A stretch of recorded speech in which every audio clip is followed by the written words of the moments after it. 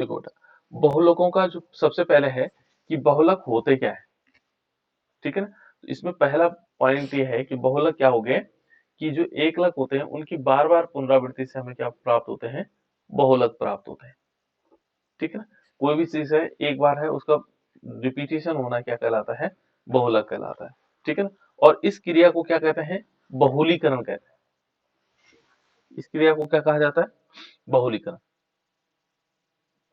या हम ऐसे एग्जाम्पल के रूप में यदि हम कहें कि बहुलक किसे कहते हैं, तो क्या, बहुलक जो शब्द है बेटा वो ग्रीक वर्ड है।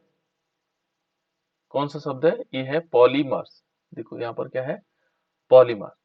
पॉलीमर जो है क्या है, ग्रीक वर्ड है।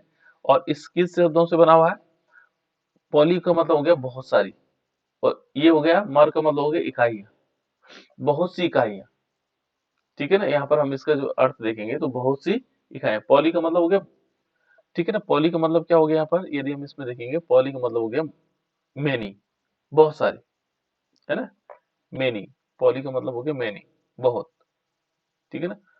तो मेनी। और मर्स का मतलब क्या हो गया बेटा, यहाँ पर मर्स का मतलब हो गया, जो ग्रीक वर्ड है वो है इस टाइप से मर्स, ये है मर्स। मर्स का मतलब होता है पार्ट्स, बहुत सारे पार्ट, है ना। तो बहुत सारे पार्ट्स का मतलब क्या हो गया, ये हो जाएगा पॉलीमर्स, ये ग्रीक वर्ड से, ठीक है ना।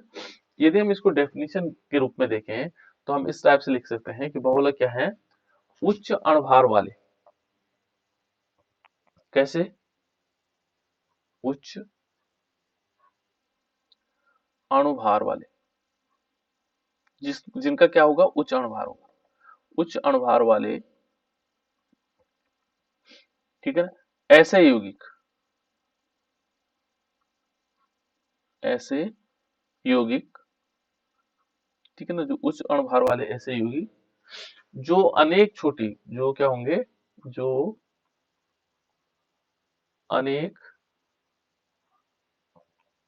छोटे अणु, देखो छोटे अणुओं, ये डेफिनेशन है बेटा बहुलक की, है ना। अणुओं के परस्पर संयोग से, के परस्पर संयोग होने से, संयोग या संयुक्त लिख सकते हैं, संयोग होने से बनते हैं, ठीक है ना, बनते हैं, बहुलक कहलाते हैं। तो यहाँ एक छोटे छोटे, यदि आपको ऐसे याद नहीं हो पाएगा तो आप ऐसे लिख सकते हैं, कैसे लिख सकते हैं, ठीक है ना, कहलाते हैं, पहले इसको लिख लेता हूँ, कहलाते हैं, ये डेफिनेशन हो जाएगा। यदि आप इस टाइप से नहीं लिख सकते तो हमें क्या करना है, एक तो उच्च अणुभार वाले क्या होते हैं, ये क्या होते हैं, यदि हम देखेंगे तो ये उच्च अणुभार वाले होते हैं, उच्च अणुभार वाले क्या होंगे, उच्च अणुभार वाले, है ना, उच्च अणुभार वाले, ठीक है ना। और यहाँ पर लिख सकते हैं हम छोटे अणु क्या होंगे, छोटे अणु, इसको हम लिख सकते हैं छोटे अणु संयुक्त होकर, संयुक्त होकर, होकर, ठीक है ना। छोटे अणु क्या करते हैं, संयुक्त होकर के बहुलक बनाते हैं, बस ये 3 पॉइंट याद रखना है, ठीक है ना। 3 पार्ट में इसको तोड़ दो, बहुलक बनाते हैं बस, इस टाइप से। उच्च अणुभार वाले यौगिक होते हैं, ठीक है ना, छोटे अणु आपस में संयुक्त करके क्या करते हैं, बहुलक बनाते हैं। जो छोटे अणु होंगे वो आपस में संयुक्त होकर के क्या बना देते हैं, बहुलक बना देते हैं, ठीक है ना। या उच्च अणुभार वाले बहुलक बना देते हैं। तो ये क्या है हमारे पास, इस टाइप से हम इसको डिफाइन कर सकते हैं, ठीक। इसका उदाहरण, ये तो बना बहुलक।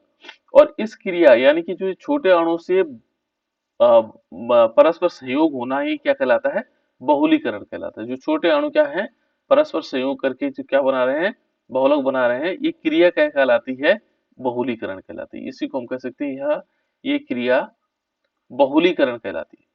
क्या कहलाती है बेटा, बहुलीकरण, पॉलीमराइजेशन, जिसको हम कर रहे हैं बहुलीकरण, बहुलीकरण कहलाती है, बहुलीकरण कहलाती है। हो गया, तो ये हो गया बहुलीकरण की परिभाषा। फिर उसके बाद बहुलीकरण का हम क्या करेंगे बेटा, वर्गीकरण। तो वर्गीकरण के आधार इसके बहुत सारे हैं, ठीक है ना। यदि हम वर्गीकरण को देखेंगे तो वर्गीकरण किस किस प्रकार से हो सकता है। वर्गीकरण जिसको हम क्लासिफिकेशन कह सकते हैं, अंग्रेजी में क्या कहते हैं बेटा उसको, वर्गीकरण, है ना। किसका वर्गीकरण, ये है क्लासिफिकेशन। किसका वर्गीकरण है बेटा, ये जो बहुलक है, इन बहुलकों का वर्गीकरण। और उसका आधार क्या होगा, कौन से किस आधार पर हम इनका वर्गीकरण करेंगे। यदि हम पहला आधार देखते हैं तो पहला आधार क्या होगा, स्रोत। ये स्रोत उसका आधार, इस स्रोत का मतलब क्या हमें आप लोग, कि ये कहां से प्राप्त हुआ, प्राकृतिक रूप से प्राप्त हुए या संश्लेषित किया। तो स्रोत के आधार पर हम इसको मान सकते हैं। तो स्रोत के आधार पर कितने प्रकार के हो सकते हैं, देखो स्रोत के आधार पर यदि देखेंगे तो स्रोत के आधार पर 3 प्रकार के हो सकते हैं, ठीक है ना। एक तो होता है प्राकृतिक रूप से, इसका वर्गीकरण क्या हो सकता है, प्राकृतिक बहुलक, जो प्रकृति में हमने बनाए और अपने आप ही पहले से थे, ठीक है ना। स्रोत कहां से हमें मिलेगा, है ना, 3 भागों में। फिर देखेंगे दूसरा नंबर क्या आता है, संश्लेषित, जिनको हमने क्या किया, संश्लेषित किया, जिनको हमने बनाया है, ये संश्लेषित बहुलक हो गए, ठीक है ना। और तीसरा है अर्ध संश्लेषित, जिन्हें जिन्हें हमने पूरा नहीं बनाया, कुछ मात्रा में वो प्रकृति में थे और कुछ हमने क्या किया, उसको बना करके क्या कर दिया और आगे ले लिया, तो ये हो जाएंगे अर्ध संश्लेषित। तो 3 प्रकार के हमारे स्रोत के आधार पर हो गए। 3 प्रकार से वर्गीकरण हमने किसके आधार पर, ठीक है ना, संश्लेषित लिखना बेटा इसको, संश्लेषित, अर्ध संश्लेषित, बहुलक, आधा संश्लेषित है, ठीक है ना। तो इस स्रोत के आधार पर हमने 3 भागों में इसको बांट लिया, ठीक है ना। अभी पढ़ेंगे हम इनके प्राकृतिक बहुलक कौन से हैं, संश्लेषित बहुलक कौन से हैं, अर्ध संश्लेषित बहुलक कौन कौन से हैं, है ना, इनके बारे में थोड़ा थोड़ा और पढ़ेंगे। नेक्स्ट है बेटा, इसमें आगे थोड़ा सा और आगे चलते हैं। दूसरा आधार है इसका, ये है संरचना के आधार पर, ठीक है ना। संरचना किस प्रकार की, यानी कि जो इनकी संरचनाएं हैं उनके आधार पर भी हम इनको वर्गीकृत कर सकते हैं। दूसरा कौन सा आधार है, संरचना, संरचना के आधार पर। तो एक तो पहला स्रोत के आधार पर हो गया, दूसरा इसका क्या हो गया, संरचना के आधार पर हो गया, ठीक है ना। संरचना कैसे हो सकती है भाई, ये बहुलक कैसे कैसे प्रकृति के हो सकते हैं, है ना। या रेखीय होंगे, ऐसे रेखाओं के रूप में ऐसे संरचना वाले होंगे, है ना। या शाखित होंगे, जिनमें शाखाएं निकली होंगी, ऐसे ये शाखाएं निकली ऐसे वाले बहुलक होंगे।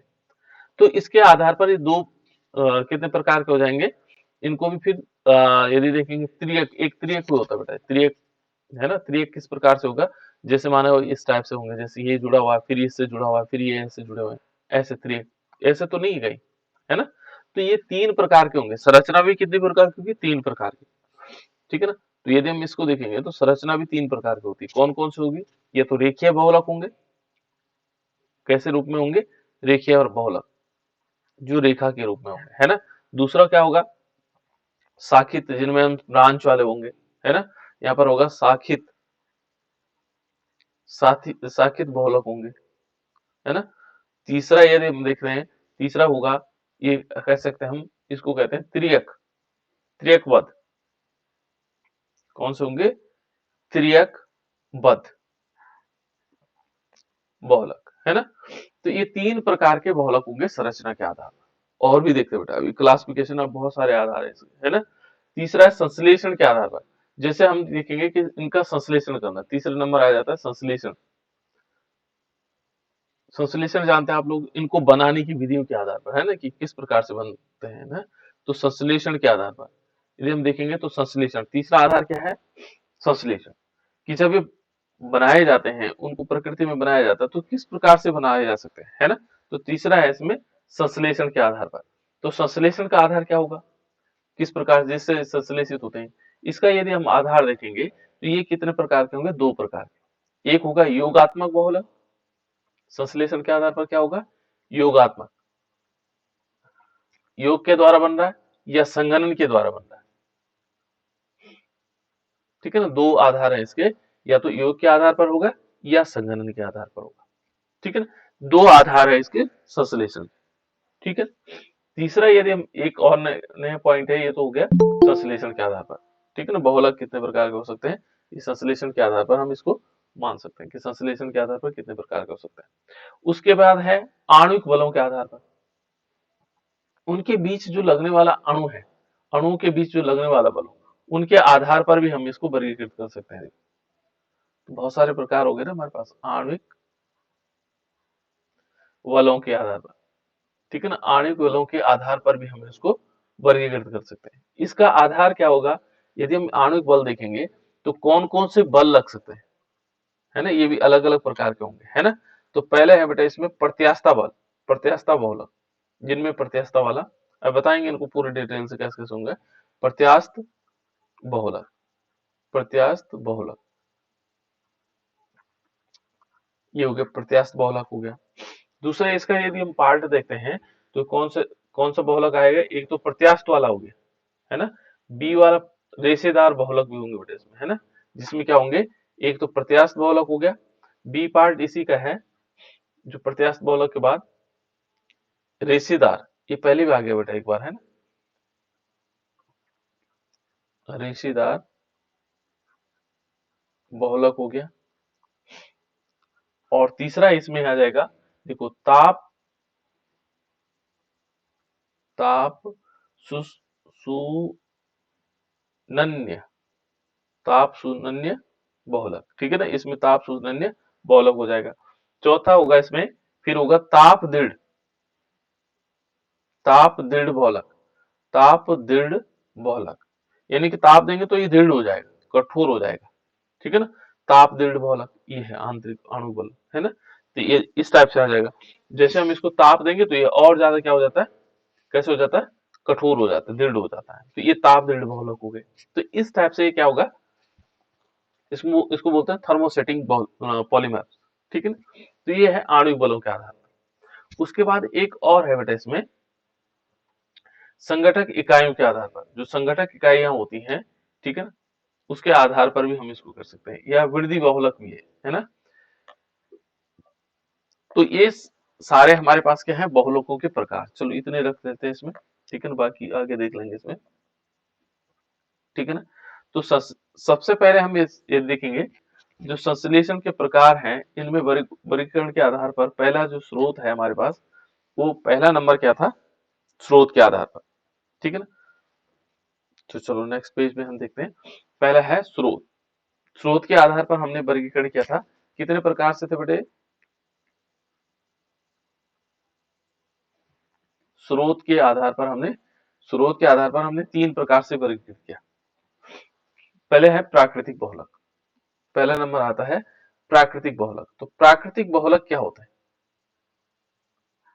जो प्राकृतिक बहुलक हैं वो क्या हुए, किसे कहेंगे हम, जो प्रकृति में पाए जाते होंगे, सिंपल जनरली भाषा में हम कह सकते हैं जो प्रकृति में क्या होते हैं, पाए जाते हैं।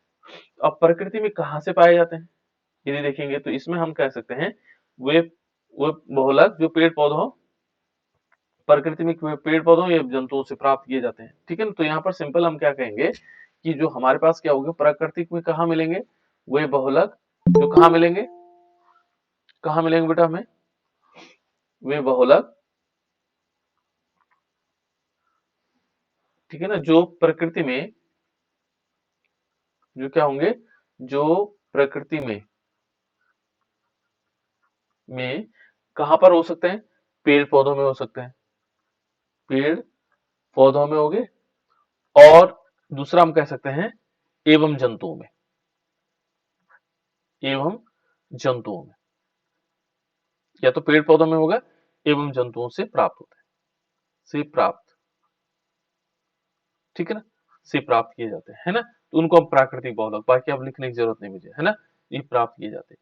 और उनके उदाहरण कौन कौन से हो सकते हैं, ठीक है ना, इन ये कौन कौन से हैं जो हमें प्राकृतिक रूप से मिलते हैं, है ना। तो यहाँ पर यदि हम देखेंगे तो कौन कौन से एग्जाम्पल हो सकते हैं हमारे पास जो प्रकृति में हमें मिलते हैं, है ना। तो इसका उदाहरण है कौन कौन से, इसके उदाहरण है बेटा कौन कौन कौन से हो सकते हैं, ठीक है ना। तो यहाँ पर यदि हम उदाहरण के रूप में देखेंगे तो कौन कौन से हैं जो प्राकृतिक रूप से हमें बहुलक प्राप्त होते हैं, वो कौन कौन से हैं, ठीक है ना। तो ये है पॉलीसैकेराइड्स, यदि हम देखेंगे तो कौन से वाले हैं, पॉलीसैकेराइड्स, पॉलीसैकेराइड। देखो ये हमारे पास पॉलीसैकेराइड है, ये क्या है, प्राकृतिक रूप से पाए जाने वाले बहुलक है। पॉलीसैकेराइड्स में क्या आएगा, ठीक है ना, पॉलीसैकेराइड्स में कौन कौन से हैं जो प्राकृतिक रूप से पाए जाते हैं, कुछ मालूम है आप लोगों को, ऐसे बहुलक जो प्रकृति में पाए जाते हैं पॉलीसैकेराइड के रूप में, कोई बहुलक मालूम है बेटा आप लोगों को पॉलीसैकेराइड के रूप में? यदि हम पॉलीसैकेराइड के रूप में देखेंगे तो ये हमने पढ़े हुए हैं, जैसे स्टार्च। क्या होता है बेटा, स्टार्च। स्टार्च क्या है, एक प्रकार का बहुलक है और जो प्रकृति में पाया जाता है। दूसरा है सेलुलोज। क्या होता है बेटा, सेलुलोज। ये भी क्या है, प्रकृति में पाए जाने वाला, जो पेड़ पौधों में, पेड़ों में मिलता है ना, सेलुलोज। और तीसरा हमारे पास ग्लूकोज भी है ना, ग्लूकोज। ये तीन क्या है, पॉलीसैकेराइड्स है। ग्लूकोज तो खैर मोनोसैकेराइड्स है, ठीक है ना, यहाँ पर तो इसको हम ये दो ही लिख लेंगे, एक तो कौन सा होगा, स्टार्च होगा और एक सेलुलोज होगा, ठीक है ना, ये पॉलीसैकेराइड के अंतर्गत आएंगे, ठीक है ना। ये पेड़ पौधे से प्राप्त होते हैं और जैव बहुलक है। ये एल्डिहाइड ग्रुप किस में होता है बेटा, स्टार्च में एल्डिहाइड ग्रुप होता है क्या, नहीं स्टार्च सर, नहीं होता, कैसे पता हमें? वो प्रैक्टिकल किया था। हाँ बिल्कुल, इसमें हमने क्या किया था, फेलिंग सॉल्यूशन के साथ अभिक्रिया करवाई थी, ठीक है, और हमें क्या नहीं मिला, ये हमने देखा है, ठीक है ना, कि उसमें क्या नहीं आया, कोई कलर चेंज नहीं हुआ, ठीक है ना, जबकि ग्लूकोज में क्या होता है, कलर चेंज हुआ था, है ना, रेड रेड प्रेसिपिटेट आया था। तो इस प्रकार से हम इसको क्या कह सकते हैं बेटा, ये पॉलीसैकेराइड्स है, ये प्रकृति में पाए जाने वाले पॉलीसैकेराइड। प्रोटीन है बेटा, देखो दूसरा, यदि हम इसका एग्जाम्पल दूसरा देखेंगे तो प्रोटीन भी क्या है, प्रोटीन भी एक प्राकृतिक बहुलक है, ठीक है ना, और इसे इसके अंतर्गत रखेंगे प्रोटीन। तो अब देखो, जो हम क्या पढ़ रहे थे, प्रोटीन अलग पढ़ रहे थे, वो क्या है, एक प्रकार का बहुलक है, ठीक है ना, प्रोटीन। तीसरा देखेंगे, तीसरा यदि हमारे पास देखेंगे न्यूक्लिक अम्ल। न्यूक्लिक अम्ल क्या होता होगा, न्यूक्लिक एसिड क्या होता है बेटा, ये न्यूक्लिक अम्ल क्या होता है, न्यूक्लिक अम्ल क्या है, दोनों के नाम बता दो, कौन कौन से हैं न्यूक्लिक अम्ल? आरएनए और डीएनए। बिल्कुल, देखो जो न्यूक्लिक अम्ल हमारे पास डीएनए है और साथ साथ में आरएनए, ठीक है ना, डीएनए और आरएनए, ये दोनों क्या है, न्यूक्लिक अम्ल। न्यूक्लियोटाइड्स क्या होता है बेटा, न्यूक्लियोटाइड क्या होता है, न्यूक्लियोटाइड। और न्यूक्लियोसाइड क्या है, कैसे पूछ रहा हूँ,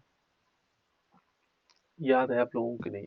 जिसमें नाइट्रोजन, क्षार और पेंटोस शुगर और फास्फोरिक फास्फोरस मिलाया जाता है, उसे न्यूक्लियोटाइड कहते हैं सर।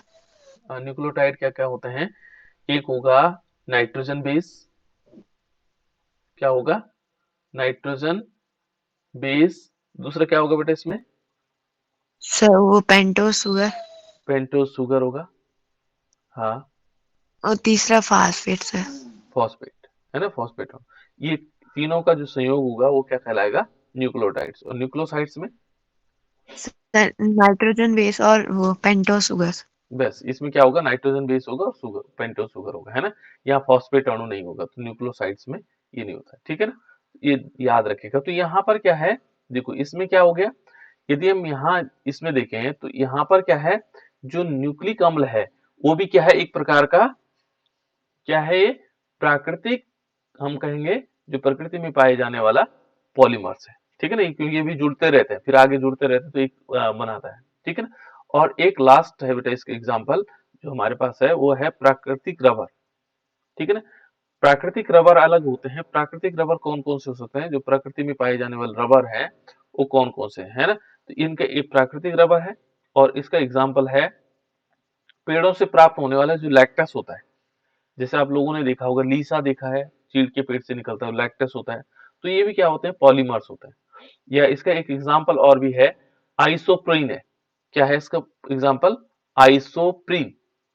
आइसोप्रीन ये प्रकृति में पाया जाने वाला प्राकृतिक रबर है, ठीक है ना, इसको रबर लिख देता हूँ नहीं तो सारा गड़बड़ हो जाएगा, है ना, प्राकृतिक रबर, आइसोप्रीन। आइसोप्रीन, आइसोप्रीन क्या है, एक प्रकार का बहुलक है। तो ये है बेटा प्राकृतिक स्रोत। दूसरा संश्लेषित है, संश्लेषित में तो हमारे पास बहुत सारे हैं, है ना, जिनको हम संश्लेषित कर सकते हैं, जिनको हम बना सकते हैं, है ना। तो संश्लेषित बहुलक क्या हो जाएंगे, ये आधार है जो संश्लेषित, जिनका हम क्या करते हैं, संश्लेषण कर सकते हैं, ठीक है ना, संश्लेषित बहुलक। तो संश्लेषित बहुलक में तो बहुत सारे आ सकते हैं, है ना। पहले हम इसको डिफाइन कर देते हैं, संश्लेषित बहुलक क्या हो गए, कि वे बहुलक जो मानव द्वारा प्रयोगशाला में बनाए जाते हैं, ठीक है ना। हम सिंपल एक लाइन में लिखेंगे, वे बहुलक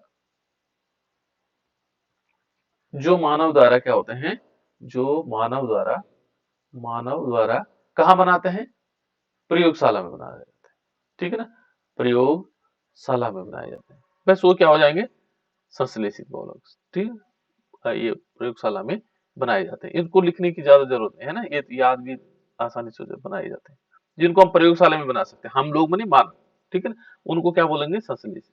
और ये संश्लेषित बहुलक बहुत सारे हैं बेटा, अब तो इतने सारे बहुलक हो गए कि अनंत बहुलक हमने बना लिए, ठीक है ना। जैसे हम कह सकते हैं पॉलीथीन, एग्जाम्पल क्या है इसका, यदि हम देखेंगे एग्जाम्पल है पॉलीथीन, क्या है बेटा, पॉलीथीन।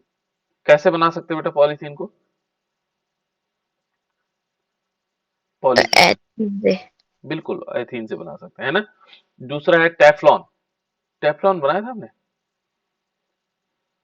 टेफ्लॉन बनाया था बेटा कल, टेफ्लॉन। ऑरलॉन, ये बनाए तो थे हमने शायद, मुझे ऐसा लग रहा है, ऑरलॉन, टेफ्लॉन बनाया था, टेफ्लॉन की परत। Yes sir. हाँ जी कैसे सर। बना, बिल्कुल गुड। पॉलिथीन बनाया था बेटा हमने, पॉलिथीन कैसे बनता है, देखो CS2 डबल बॉन्ड CS2, ये क्या था, इसका नाम क्या था, इस पॉलिथीन को बनाने की विधि देखते हैं एक बार, है ना, रिपीट भी हो जाएगा। इसके कितने मॉलिक्यूल लिए थे हमने, N मॉलिक्यूल लिए थे, ठीक है। और इससे हमने क्या बनाया था, पॉलीथीन बनाया था, पॉलीमराइजेशन हुआ, और यहाँ पर हमने सीधे क्या लिखा, CS2 सिंगल बॉन्ड CS2, और इसमें हमने हाफ लाइन से ऐसे क्रॉस कर दिया और होल है, ये बन गया पॉलीथीन। टेफ्लॉन क्या था, ये टेफ्लॉन बहुत ज्यादा पूछा जाता है बेटा, टेफ्लॉन क्या था, टेफ्लॉन कैसे कैसे बनाया था, बताओ, टेफ्लॉन सर बताओ। CF2 हाँ CF2 good. Double bond CF2, इसके N मॉलिक्यूल लेंगे सर। हाँ CF2 single bond CF2 double bond CF2, और इसके कितने मॉलिक्यूल लेंगे हम, इसके लेते हैं N N मॉलिक्यूल, इसके हमने N मॉलिक्यूल लिए। फिर क्या किया बेटा इसमें, पॉलीमराइजेशन करेंगे सर, हाँ और पॉलीमर, ये डबल बॉन्ड सिंगल बॉन्ड में टूट जाएगा। बिल्कुल, देखो CF2 सिंगल बॉन्ड CF2, इसके N मॉलिक्यूल बन जाएंगे सर। इसके N मॉलिक्यूल बन जाएंगे, ये बन गया बेटा टेफ्लॉन। इसको हमने दूसरा नाम भी कहा था, टेट्राफ्लोरो एथेन कहा था, चलो जो भी है ना, टेफ्लॉन, ये हमारे पास टेफ्लॉन, ये बन गया टेफ्लॉन। ऑरिलॉन भी बनाया था बेटा हमने, ऑरिलॉन भी बनाया था, यस सर। क्या था ये, sir NCH2 double bond CHCN। इसमें क्या क्या था, एन मॉलिक्यूल लिए थे हमने, और क्या क्या सर था बेटा, CH2 हाँ, डबल बॉन्ड हम्म, CH और CN। CH और CN, CN। इस CN को नीचे लगा देते पहले, है ना, पहले लगा देते हैं ताकि हमें बाद में दिक्कत ना करे, है ना। और जी इसका सर। हमने पॉलीमराइजेशन किया था, और यहाँ से हमने simple CH single bond CS CH के बिल्कुल, नीचे और CN इसमें यहाँ होल ऐसे है। इस टाइम, ठीक है ना, ये ऑरिलॉन। तो इस प्रकार से हमने बहुत सारे क्या बनाने, ये तो एग्जाम्पल के रूप में हमने लिया, है ना, कि इसमें क्या हो सकता है, पॉलीथीन हो गया, टेफ्लॉन हो गया, ऑरलॉन हो गया, ये सारे के सारे क्या है बेटा हमारे पास, संश्लेषित बहुलक है, जिनको हम संश्लेषित कर सकते हैं, इनको हम क्या कर सकते हैं, संश्लेषित कर सकते हैं। तो ये क्या है हमारे पास, संश्लेषित बहुलक है, जिनको मानव द्वारा बनाया जाता है, बस सिंपल, ठीक है। दूसरे और बहुलक है बेटा, देखो अर्ध संश्लेषित, जिनको आधा रूप से हमने संश्लेषित किया हुआ है। दूसरा क्या है, अर्ध संश्लेषित, यहाँ पर हम क्या लेंगे, अर्ध संश्लेषित, जो आधा संश्लेषित किया गया है जिनको, तो दूसरा लिख लेते हैं अर्ध संश्लेषित, अर्ध, ये थोड़ा डिफरेंट है, बाकी तो प्राकृतिक रूप से पाए जाने वाले, और ये दोनों तो आसान है ना। अर्ध संश्लेषित यानी कि संश्लेषित, सॉरी संश्लेषित कर देना बेटा इसको, है ना, संश्लेषित बहुलक। तो आधा जो जिनका संश्लेषण हुआ है, ठीक है ना।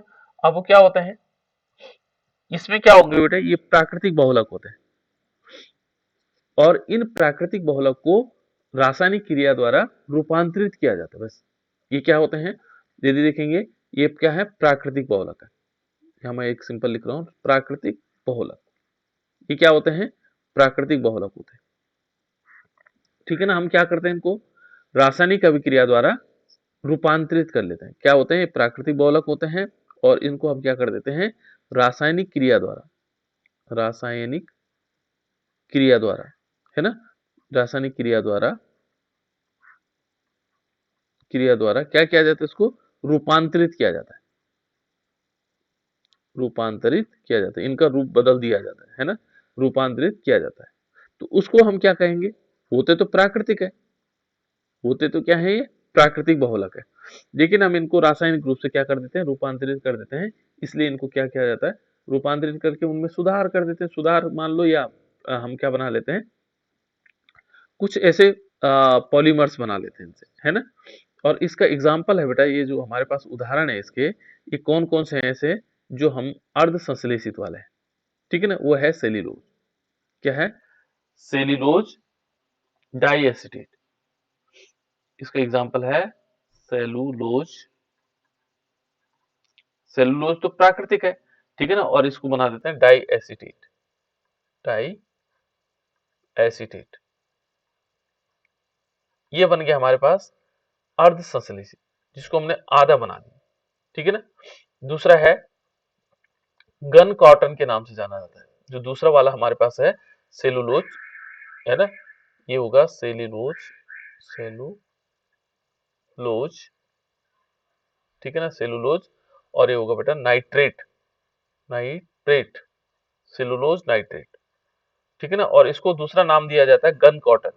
ये बहुत इंपॉर्टेंट नाम भी है, गन कॉटन के नाम से जाना जाता है इसको, गन कॉटन। ये इंपॉर्टेंट भी है बेटा, है ना, गन कॉटन, ठीक है ना। ये इस प्रकार से हम इसको चेंज कर सकते हैं, गन कॉटन, ठीक। ये बनाया जाता है। जैसे हम क्या करते हैं, इसको कैसे बनाते होंगे, है ना, तो हम सेलुलोज लेंगे, ठीक है ना, और उसको सल्फ्यूरिक अम्ल के उपस्थिति में क्या करते हैं, एसिटिक एनहाइड्राइड के साथ अभिक्रिया करवाते हैं, ठीक है ना। किसके साथ, हमने सेलुलोज लिया और सेलुलोज को हमने क्या किया, सल्फ्यूरिक अम्ल की उपस्थिति में एसिटिक एनहाइड्राइड। एसिटिक एनहाइड्राइड का फॉर्मूला क्या होता होगा, एसिटिक एनहाइड्राइड का फॉर्मूला क्या होता होगा, CH3CO हाँ, CH3CO, और नीचे CH3CO, हाँ ये O से जुड़ा हुआ था। बिल्कुल। देखो बेटा बढ़िया, मैं याद है आप लोगों को, नहीं है, ये चेक करना भी जरूरी है ना। ये एसिटिक एनहाइड्राइड है बेटा, ठीक है ना। और सेलुलोज को लेंगे और एसिटिक एनहाइड्राइड को लेंगे और उसमें सल्फ्यूरिक अम्ल डाल देंगे, है ना। तो उससे हमारे पास ये बन जाएगा डाइएसिटेट सेलुलोज, ठीक है ना। इसी प्रकार से क्या होता है कि जैसे हमारे पास ये सेलुलोज नाइट्रेट है, सेलुलोज नाइट्रेट कैसे बनाया जाता है, इसमें क्या किया जाता है, सेलुलोज के नाइट्रीकरण करवाया जाता है, ठीक है ना, और उससे क्या हो जाता है, गन कॉटन बनाया जाता है ना।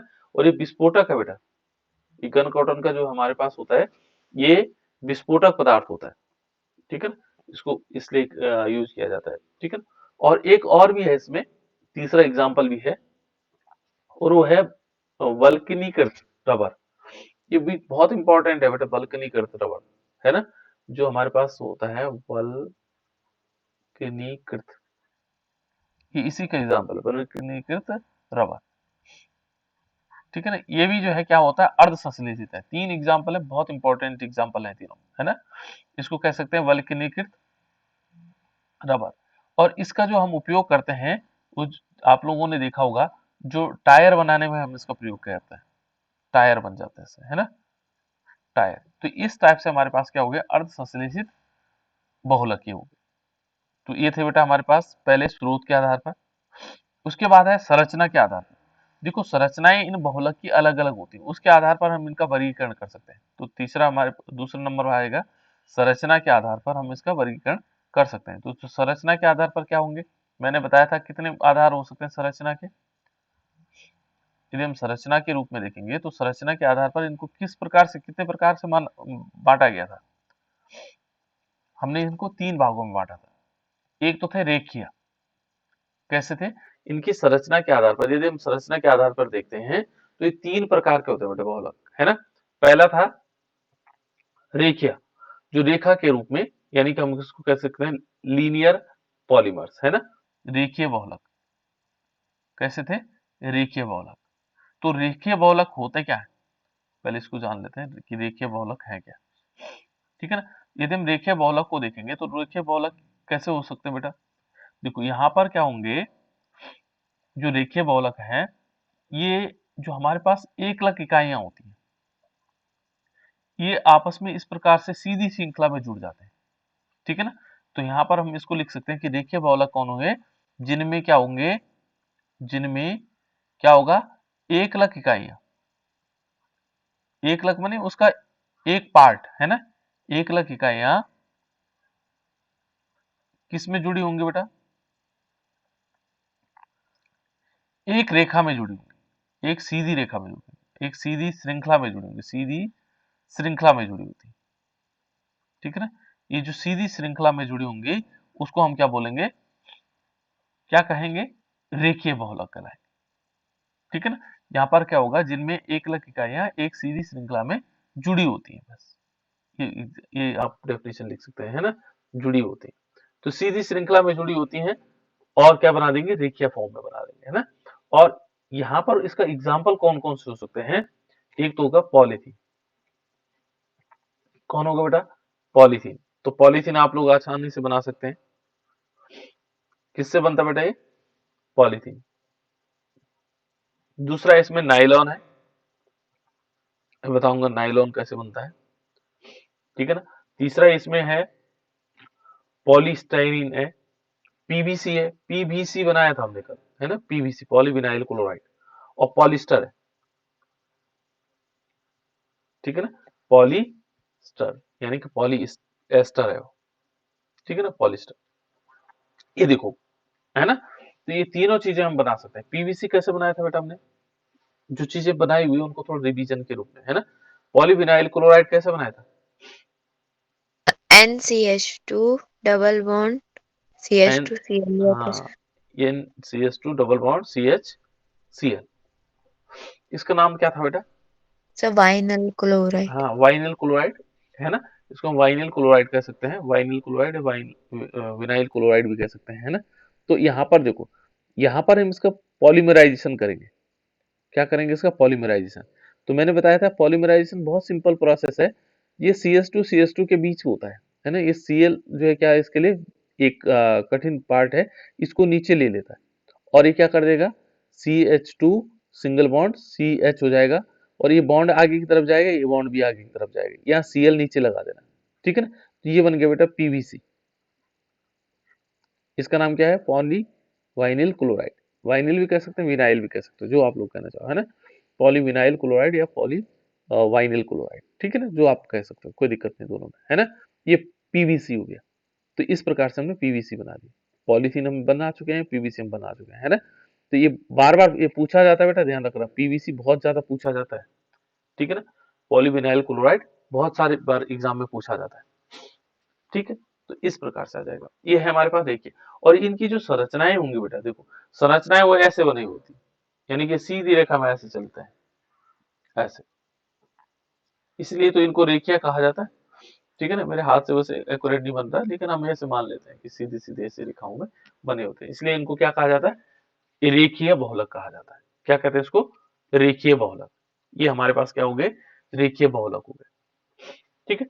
नेक्स्ट यदि देखेंगे शाखित बहुलक, जिनमें शाखाएं बनी होती, जिनमें क्या होती है, शाखाएं बनी होती, वो कौन से बहुलक होंगे, है ना। इसमें याद रखना थोड़ी सी हल्का सा, वैसे वर्गीकरण के आधार पर तो नहीं पूछा गया अभी तक, ठीक है ना, पर कभी पूछ सकते हैं, है ना। इसलिए हमें क्या करना है, इसी टाइप से रख लेना। देखो शाखित, वैसे तो हम याद कर ही रहे हैं साथ साथ में, देखो जो चीजें हमने पढ़ ली है वो बार बार हम रिवीजन कर रहे हैं, तो याद हो रहा है हमें, है ना। ये दूसरा बेटा इसमें शाखित बहुलक।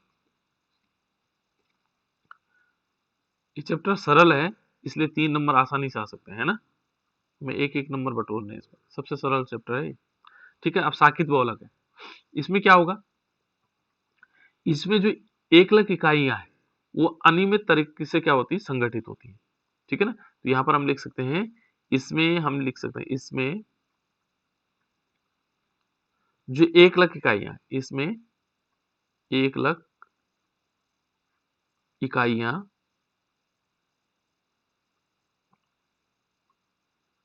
कैसे होती है बेटा, 1 लाख जो इकाइयां होती हैं वो अनियमित तरीके से कैसे होती है,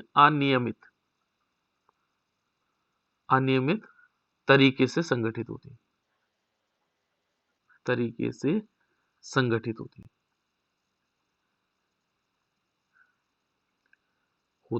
ठीक है ना। तो यहाँ पर क्या होगी, अनियमित तरीके से क्या होना, संगठित हो रहा है। ठीक है ना। वो क्या कहलाता है हमारे पास, शाखित बहुलक कहलाता है। ठीक है ना। अब इसके एग्जाम्पल क्या हो सकते हैं, इनका थोड़ा सा एग्जाम्पल यदि हम इनके गुण देखें बेटा, तो गुण क्या हो सकते हैं इसके, इनके जो गुण हो सकते हैं क्या क्या हो सकते हैं। ठीक है ना। यहाँ पर यदि हम देखें तो ये क्या होते हैं, जो शाखित वाले होंगे ये इनका गलनांक कम होता है। यदि यहाँ पर देखें, थोड़ा गुण भी देखेंगे इसके, गलनांक क्या होता है इनका, कम होता है। गलनांक क्या होगा, कम। गलनांक क्या होंगे, कम होंगे। ठीक है ना। दूसरा यदि देखेंगे, घनत्व क्या होगा, घनत्व भी कम होता है।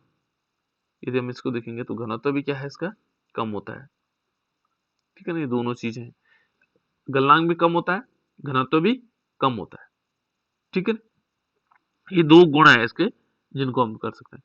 तो ये संकुलित होते हैं आपस में। ठीक है ना, पूरी तरह संकुलित नहीं रहते हैं। ठीक, ये हो गया। और इसका एग्जाम्पल कौन से हैं, ये उदाहरण यदि हम देखें, इसके उदाहरण को देखें तो उदाहरण कौन कौन से हो सकते हैं। एक है बेटा इसमें ग्लाइकोजन, ग्लाइकोजन, ये हो गया, ग्लाइकोजन हो गया। ठीक है ना। और दूसरा इसमें है अमाइलोपेक्टिन, अमाइलोपेक्टिन। ठीक है ना। ये हमारे पास दो एग्जांपल हैं इसके। ठीक है ना, अमाइलोपेक्टिन। ठीक है ना। और यदि हम कम इसमें देखेंगे और भी हो सकते हैं। ठीक है ना, जिनके कारण जिनको हम क्या कर सकते हैं, इसके अंतर्गत लिख सकते हैं। तो ये दो एग्जांपल हम याद रखेंगे। तीसरा है बेटा इसमें, जो हमारे पास तीसरा पार्ट है संरचना के आधार पर, इनकी जो संरचनाएं होंगी बेटा कैसे बनी होंगी, है ना। इनकी जो संरचनाएं होंगी वो ऐसे बने होंगे, जैसे माने एक शाखा होगी, फिर इससे क्या निकलेगी दूसरी शाखा, यहाँ से इस टाइप से ये शाखित होता है, इस शाखाओं के रूप में ऐसे निकला होगा, है ना। इनके जो स्ट्रक्चर संरचनाएं बनी होंगी इस प्रकार से बनी होंगी। तीसरा जो टाइप है बेटा इसमें, तीसरा टाइप है इसका, वो है त्रियक।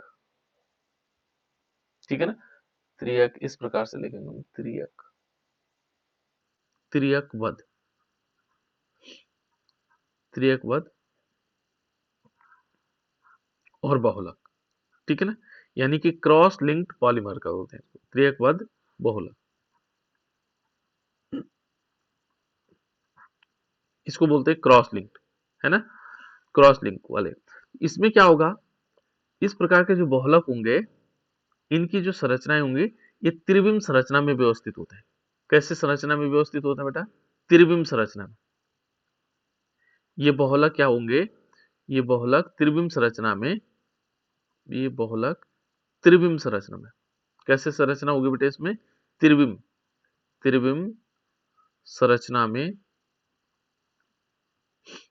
त्रिविम संरचना में व्यवस्थित होते हैं। बस इतने आपको लिखना है इसमें, है ना, कैसे इसमें होते हैं, त्रिविम संरचना में व्यवस्थित होते हैं। ठीक है ना, त्रिविम संरचना में। ठीक है, और इनको हम त्रियक बहुलक कहते हैं। ठीक है ना। यदि हम इसमें और देखें क्या क्या चीजें होते हैं, तो इसके यदि गुण देखें बेटा, तो इसके गुण क्या हो सकते हैं, यहाँ पर यदि इनके गुणों को देखेंगे तो सबसे मजे की बात तो ये है कि ये क्या होते हैं, कठोर होते हैं। कैसे होते हैं, कठोर होते हैं। दूसरा क्या होता है, दृढ़ होते हैं। ठीक है ना, और भंगुर भी होते हैं। भंगुर जानते हैं आप लोग, भंगुर वाला गुण जानते हैं बेटा, कोई जानता बेटा, जैसे माना हम किसी चीज को हाथ पे लें और अचानक छूट जाए तो नीचे जैसे गिरेगा तो टूट जाएगा, तो इस प्रकार के इनमें गुण होते हैं। ये तुरंत क्या हो जाता है, चटक जाता है, दो पार्ट में टूट जाएंगे। तो ये क्या हो, इस प्रकार के जो गुण होते हैं वो भंगुर गुण कहलाते हैं, ठीक है ना। और इसका जो एग्जाम्पल है बेटा, उदाहरण यदि हम देखें तो ये उदाहरण क्या क्या हो सकते हैं इसमें, इसके यदि हम उदाहरण को देखते हैं तो एक तो है बैकेलाइट। बैकेलाइट देखा बेटा आप लोगों ने, ये बैकेलाइट पूछा जाएगा बेटा, ध्यान रखना एग्जाम में पूछने के पूरा बैकेलाइट, ठीक है ना। दूसरा है मेलामाइन, ये थोड़ा स्पेलिंग गड़बड़ हो रखी है, बैकेलाइट, ठीक है ना, बैकेलाइट। दूसरा है बेटा इसमें मेलामीन, मेलामीन, इस प्रकार से, ठीक है ना। तीसरा है इसमें फॉर्मेल्डिहाइड रेजिन, फॉर्मेल्डिहाइड रेजिन है। ये तीन इसके हैं। देखो बैकेलाइट इंपॉर्टेंट है, ध्यान रखना, ये एग्जाम में पूछा जाएगा, ठीक है ना। बैकेलाइट यहाँ पर देखो बेटा, अभी बताऊंगा मैं इसको बैकेलाइट किस प्रकार से बनता है, ठीक है ना, और कहाँ यूज होता है उसका, है ना। फॉर्मल्डिहाइड, इसमें शॉर्ट नोट वाला क्वेश्चन आता है बेटा ज्यादा, है ना। फॉर्मल्डिहाइड रेजिन, ये हो जाएगा इस प्रकार से, फॉर्मल्डिहाइड रेजिन। ये क्या है, इसका एग्जाम्पल है। और यहाँ पर यदि इसका स्ट्रक्चर देखोगे कैसे होगा, क्रॉस लिंक का मतलब इस प्रकार से होगा कि जैसे एक यहाँ जुड़ा, फिर मान लीजिए ये रेखा है सीधी, है ना, ऐसे करके रेखा है, तो ये क्रॉस लिंक है, ये फिर यहाँ से यूं जुड़े हुए हैं, फिर क्या हुआ, एक लाइन और मान लीजिए खींच ली, तो ये इस प्रकार से जुड़े हुए हैं, ठीक है ना, तो ये क्रॉस लिंक्ड है। ऐसे बैकेलाइट का स्ट्रक्चर भी होता है, अभी जब हम आगे पढ़ेंगे बैकेलाइट को, तो बैकेलाइट इसी प्रकार से बना होता है, ठीक है ना। बैकेलाइट और कौन कहाँ पर होता है बेटा बैकेलाइट, प्रेशर कुकर के जो ढक्कन होता है उसके पीछे काले रंग का एक हैंडल लगा रहता है ना, वो बैकेलाइट है। तो उसको कभी जो है देखना आप लोग, जो है हाथ से गिर जाता है तो नीचे गिरते ही क्या हो जाता है, दो टुकड़ों में टूट जाता है, भंगुर का गुण है उसमें, ठीक है। तो इस प्रकार से हम ये क्या कर सकते हैं, ये तो था किसके आधार पर, संरचना के आधार पर। ये किसके आधार पर है बेटा, संरचना के आधार पर हमने इसको देख लिया कि संरचना के आधार पर किस प्रकार से हो सकते हैं, ठीक है। उसके बाद और आगे चलते हैं। देखो नेक्स्ट है बेटा हमारे पास आणविक आधार पर, सॉरी संश्लेषण के आधार पर। संश्लेषण के आधार पर यदि हम देखेंगे तो संश्लेषण के आधार पर कितने प्रकार के हो सकते हैं, जो हमने संश्लेषण के आधार लिया था, संश्लेषण के आधार पर हमने कितने प्रकार से माना था इसको, योगात्मक और संगणक, ठीक है ना। तो संश्लेषण का जो आधार था पहले, ये था हमारे पास योगात्मक वाला, तो पहले योगात्मक वाला लेते हैं। तो योगात्मक क्या होता है बेटा, जो यदि हम देखेंगे किस प्रकार से बन सकता है योगात्मक के आधार पर, है ना, तो योगात्मक बहुलक लेते हैं, है ना। संश्लेषण के आधार पर हम पहले लेते हैं योगात्मक बहुलक। किस प्रकार से हम योगात्मक बहुलक को समझ सकते हैं, तो योगात्मक बहुलक क्या होगा बेटा, जिसमें योग हो रहा होगा, है ना। तो यदि हम क्लासिफिकेशन के आधार पर इसको देखेंगे तो योगात्मक, इसमें क्या होता है, यहां पर क्या होगा, जो 1 लाख इकाइयां होंगी, क्या होंगी, 1 लाख इकाइयां, ठीक है ना। जो 1 लाख इकाइयां है बेटा, वो 1 लाख इकाइयां क्या होती हैं, परस्पर जुड़ करके क्या होती हैं, परस्पर जुड़कर, ठीक है ना, परस्पर जुड़कर एक बड़े अणु, एक बड़े अणु, ठीक है ना, का निर्माण करती है, का निर्माण करती है, एक बड़े अणु का क्या कर देती है, निर्माण करते हैं, उनको हम क्या बोलते हैं, योगात्मक बहुलक कहते हैं, है ना। और इनमें क्या होता है, जो छोटे अणु होते हैं इसमें नहीं रहते, ठीक है ना। तो यहाँ पर आ जाएगा 1 लाख इकाइयां परस्पर जुड़कर क्या करते हैं, एक बड़े अणु का निर्माण करते हैं, जिनको आप क्या बोलते हैं, योगात्मक बहुलक कहलाते हैं। और ये प्रक्रिया क्या कहलाती, योगात्मक बहुलीकरण, ठीक है ना। और इसमें यदि देखें बेटा, इसमें बहुत सारे हमारे पास है बहुलीकरण के लिए उदाहरण के रूप में, जैसे यहाँ पर एग्जाम्पल क्या हो सकता है इसका, इसका एग्जाम्पल हमारे पास क्या हो सकता है, देखो पहला तो है पॉलीथीन ही, है ना।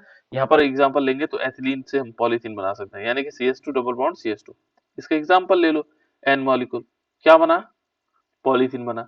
अब तो पॉलीथीन बनाने में कोई दिक्कत ही नहीं आएगी, CH2 सिंगल बॉन्ड CH2 याद हो गया होगा, है ना, होल है, ठीक है ना।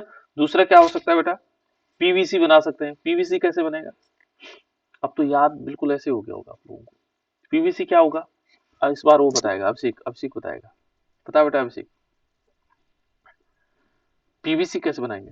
Sir an molecule CH2 double bond CHCl लेंगे। हाँ CH2 डबल बॉन्ड CHCl लेंगे, है ना। CHCl। हाँ गुड। ओके, फिर क्या बनेगा बेटा इसमें, सर ये CH2 बनेगा और CH पे Cl आएगा और सर ये ऐसे कंटिन्यू जुड़ते रहेंगे। बिल्कुल, इस पे Cl आ जाएगा और ये कंटिन्यू जुड़ते रहेंगे, है ना, एन मॉलिक्यूल। इसको बोलेंगे बेटा पीवीसी। ये क्या होगा, पीवीसी। ये क्या है, पॉलीथीन,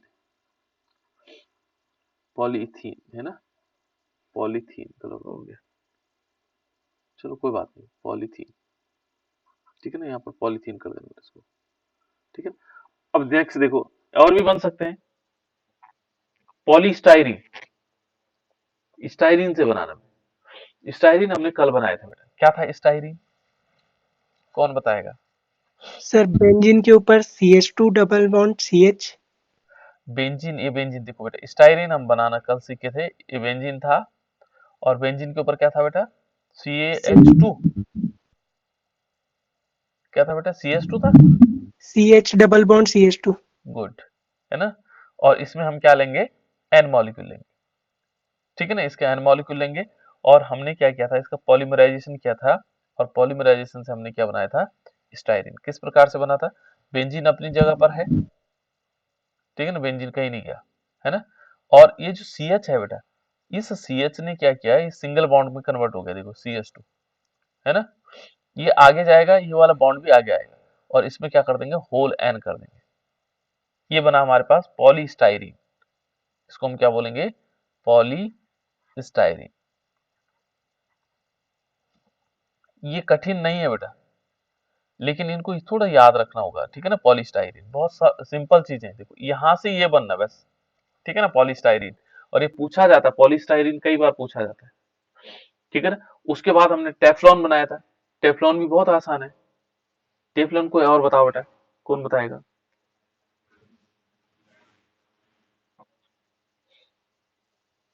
टेफ्लॉन कौन बताएगा, और CF2 डबल बॉन्ड CF2। हाँ तुमने तो बता ही दिया कई बार ना, और नहीं कोई फ्लोर, चलो ठीक है, CF2 double bond, N molecule ले लेंगे, एन मॉलिक्यूल हमारे पास CF2 double bond double CF2, ठीक है बेटा। अब इसके एन मॉलिक्यूल ले लेंगे तो टेफ्लॉन बन जाएगा। टेफ्लॉन की परत हमने नॉन स्टिक कढ़ाई में, है ना, किया था, उसको बताया था आपको कि CF2 सिंगल बॉन्ड CF2, ठीक है ना, और ये सिंगल बॉन्ड से होल एन कर देंगे, देखो ये होल एन आ जाएगा। इस प्रकार से हम क्या करेंगे, अब कई बार रिपीट हो रही है एग्जाम्पल के फॉर्म में, है ना, क्योंकि वही चीज तो योगात्मक भी आएगा, संश्लेषण में भी वही आएगा, तो कई जगह एग्जाम्पल आएंगे। तो ये हमारे पास एग्जाम्पल थे बेटा, इतने एग्जाम्पल के द्वारा हम दिखा सकते हैं कि इसमें क्या हुआ, योगात्मक बहुलक है, ठीक है ना। दूसरा क्या हो सकता है बेटा, दूसरा हमारे पास है संगणन बहुलक। दूसरा एग्जाम्पल हमारे पास किसका होगा, संगणन बहुलक। ये क्या है, संगणन बहुलक किसके आधार पर है, संश्लेषण के आधार पर। संगणन बहुलक क्या होते हैं, ठीक है ना, संगणन बहुलक क्या है,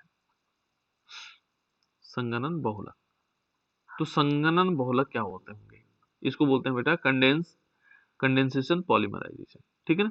इसमें क्या होंगे, इसकी यदि हम डेफिनेशन देखें तो डेफिनेशन किस प्रकार से होगी, ये डिफाइन किया जा सकता है इसको, कि इसमें क्या होंगे, दो या दो से अधिक जो एकलक होंगे, ठीक है ना, इसमें क्या होगा, दो या दो से अधिक, ठीक है ना। ये इस प्रकार के बहुलक में हम ऐसे लिख सकते हैं, इस प्रकार के बहुलक में, ये बहुलक में, बहुलक में, है ना, दो या दो से अधिक, दो या दो से अधिक क्या होंगे, दो या दो से अधिक, ठीक है ना। कौन सी, जो 1 लाख इकाइयां हैं, दो या दो से अधिक 1 लाख इकाइयां, 1 लाख इकाइयां, ठीक है ना, 1 लाख इकाइयां संगनित होकर,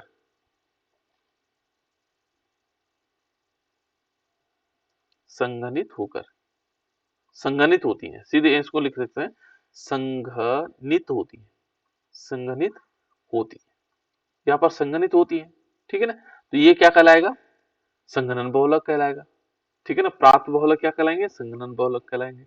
और जो क्या होगी, ये क्रिया होगी, वो क्या कहलाएगी, संघनन बहुलीकरण कहलाएगा। क्रिया क्या कहलाती है, बहुलीकरण, ठीक है ना।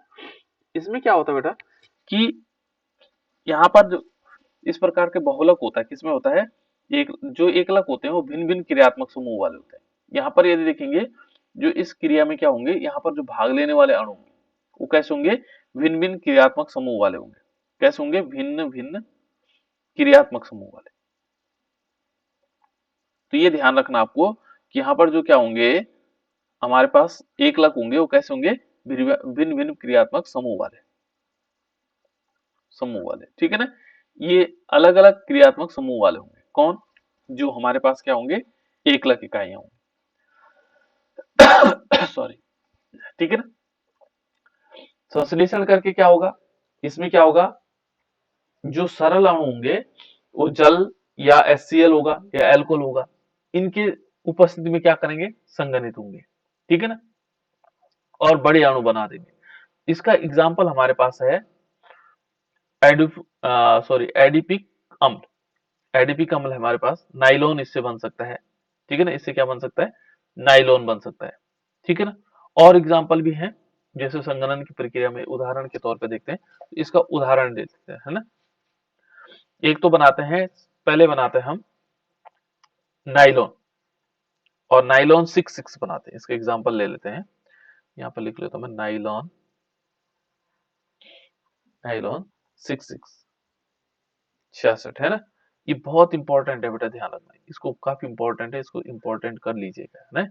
ये आएगा आप लोगों के पास, ठीक है, थोड़ा सा कठिन भी है, ठीक है ना। और इसमें क्या लेंगे हम, हेक्सामेथिलीन डायमीन लेंगे। क्या लेंगे, हेक्सामेथिलीन डायमीन। तो हेक्सामेथिलीन क्या होता है, यहाँ पर हम लेंगे NH2, ठीक है ना। और फिर इसके बीच में क्या होगा, NH2 आएगा, फिर सिंगल बॉन्ड यहाँ आएगा CH2, देखो CH2, और इसकी होल 6 है, हेक्सामेथिलीन और डायमीन। डायमीन इस प्रकार से आ गया NH2। देखो हेक्सामेथिलीन है ये अंदर वाला, और डायमीन है, तो इसका नाम हम इस टाइप से लिख लेना, इसको लिख भी लेना, क्योंकि याद भी रखना आप लोगों ने, है ना। इसका नाम होगा हेक्सामेथिलीन,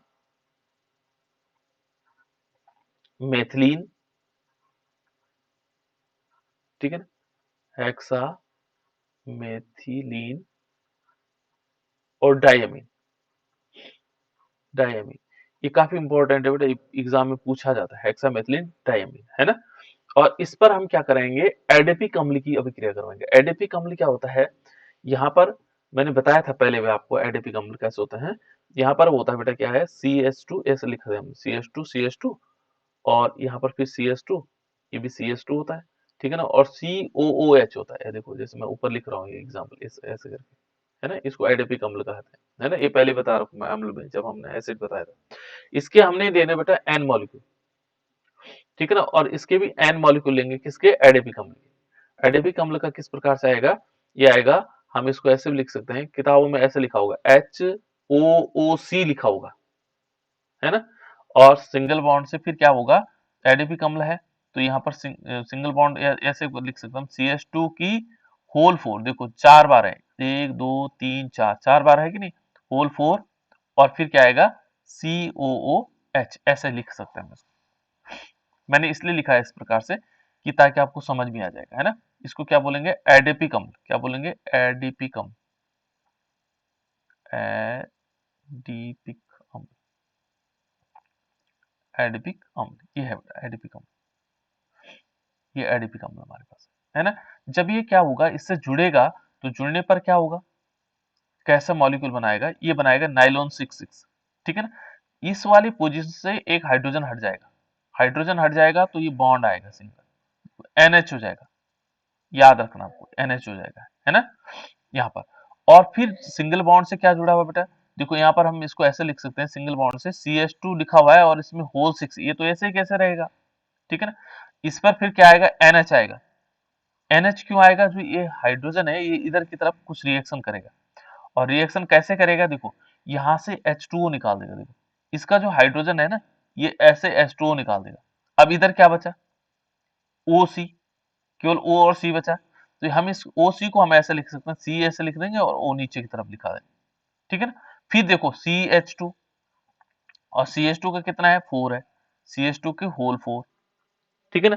फिर क्या आएगा इधर की तरफ, इधर की तरफ हमारे पास क्या आएगा, फिर सिंगल बॉन्ड ऐसे। देखो इससे आगे भी कोई अणु लगा होगा तो यहाँ भी हम क्या करेंगे, CO लिखेंगे, और ये आगे ऐसे लाइन खींच करके इसको होल N कर देंगे, और इसमें N मॉलिक्यूल H2O निकाल देंगे। ये है बेटा हमारे पास नाइलॉन 66।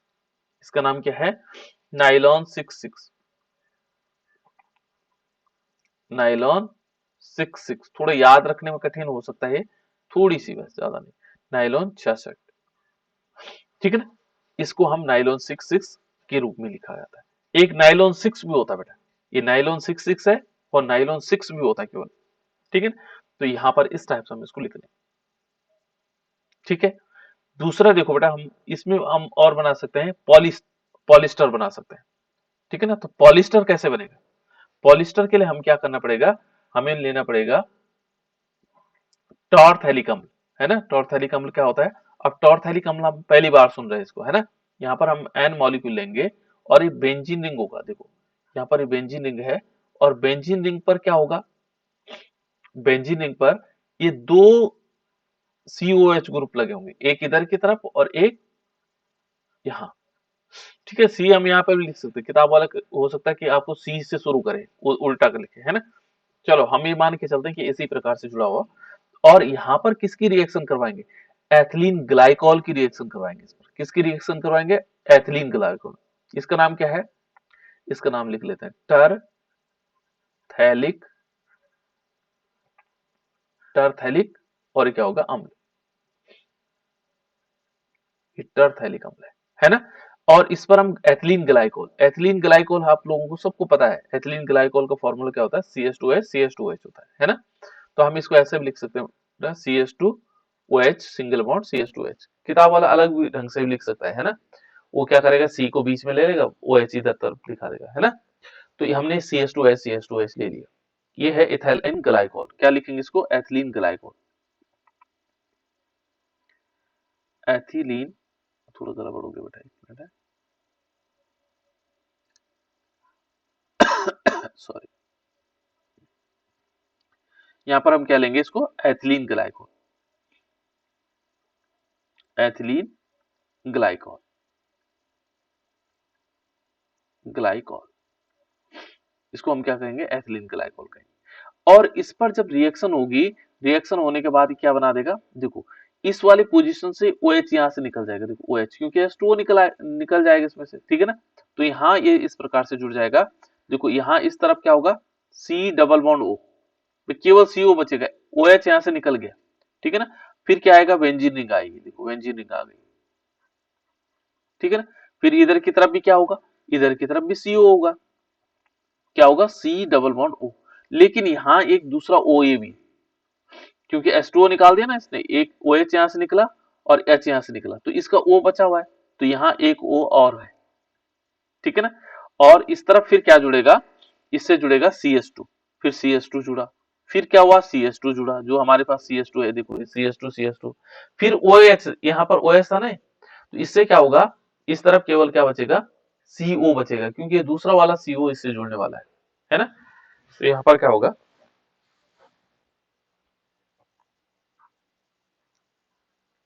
O, और ये पूरी तरह क्लोज हो जाएगा, ठीक है ना। उसमें होल N कर देंगे, और ये है बेटा हमारे पास, और N मॉलिक्यूल H2O निकल जाएंगे, इसमें N मॉलिक्यूल क्या होंगे, H2O। इसका नाम क्या है, इसका नाम है टेरिलीन, क्या बोलते हैं इसको, टेरिलीन। टेरिलीन आएगा तब ये बनाना है आपको, ठीक है, टेरिलीन आएगा, है, या डेक्रोन आएगा, डेक्रोन, डेक्रोन भी ये होगा, है ना, डेक्रोन भी ये होगा, या पॉलिस्टर होगा, तो पॉलिस्टर भी इसी को कहते हैं, पॉलीएस्टर, ये है बेटा, ये पॉलिस्टर ये भी है। तो इस प्रकार से हम इसको समझ सकते हैं, ये पॉलिस्टर भी है, ठीक है ना। इसके और उदाहरण भी हैं, जो संघनन बहुलक बनाते हैं, वो बनाते हैं, टेरिलीन बनाता है, टेरिलीन आप लोगों ने देख लिया, नाइलॉन 66 देख लिया, नाइलॉन 6 रह गया, अभी नाइलॉन 6 रह गया, और इसका एक और एग्जांपल है वो है वैकेनाइट। तो इस प्रकार से ये क्या है बेटा, ये बनाते हैं हमारे पास योगात्मक संगणन बहुलक, ये संगणन बहुलक है। तो इस प्रकार से हम संगणन बहुलक को समझ सकते हैं।